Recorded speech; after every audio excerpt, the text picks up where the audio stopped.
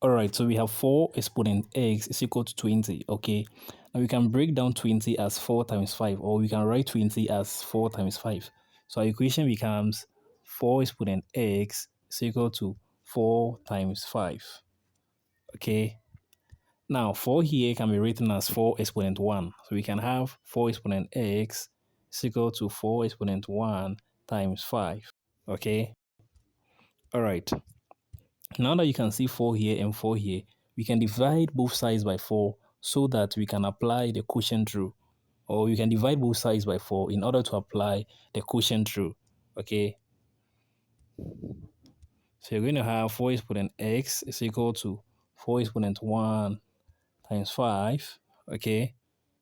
So let's divide here by 4 exponent 1, here by 4 exponent 1. So this and this will cancel. Okay? All right. So you're going to have 4 exponent x over 4 exponent 1 is equal to 5. Okay, so now we can apply the quotient rule. Now, before we apply the quotient rule, let's quote the rule, okay?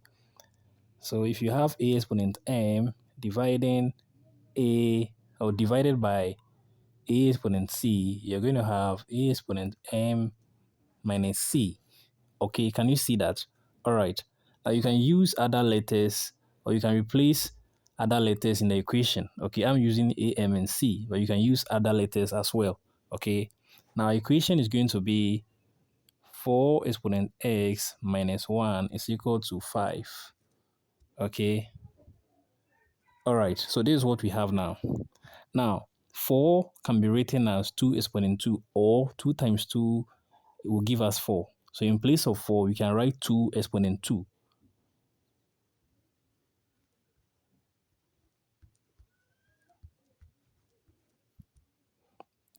All right, here we can apply another law of indices, okay?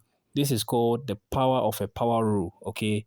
Now, if you're having a exponent m multiplying another exponent c, this can be written as a exponent m times c.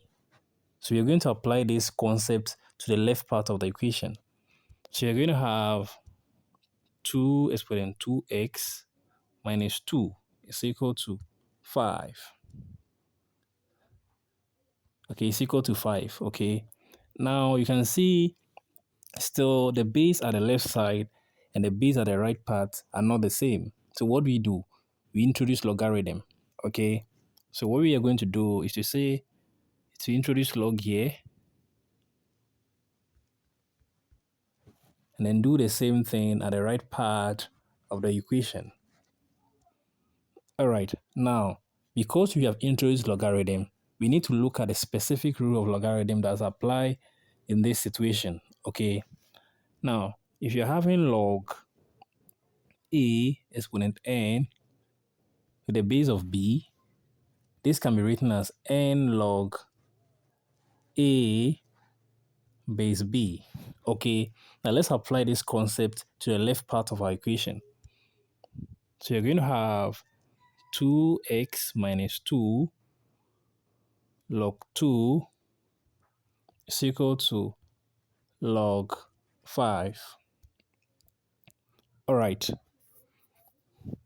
Okay, so you're going to have 2x minus 2.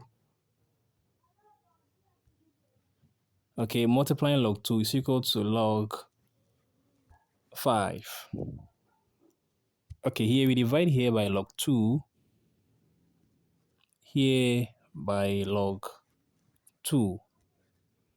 We are doing that because we want to move all the logs. We want to group the equation. Okay, so we are moving the logs to one side. Okay, all right. Now equation becomes 2x minus 2 is equal to log 5 over log 2.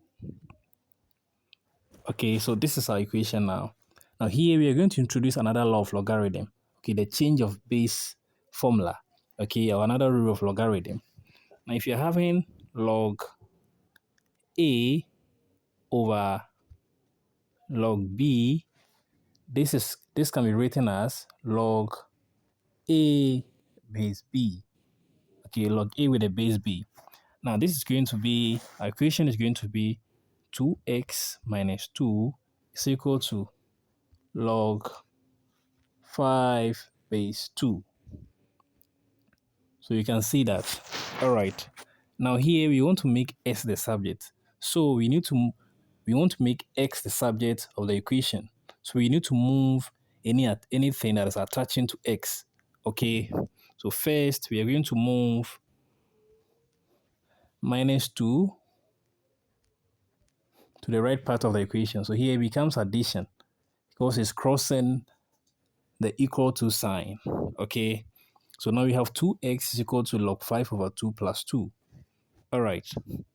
Now this is going to be 2x is equal to log 5 base 2 plus 2. Remember, we want to make s the subject. Okay. So here we can see 2 is attaching to s by multiplication. Because of that, we divide here by 2 and then divide here by 2. Okay, so our final answer becomes x is equal to log 5 base 2 plus 2 all over 2. Kindly subscribe to my channel. Support my channel by subscribing.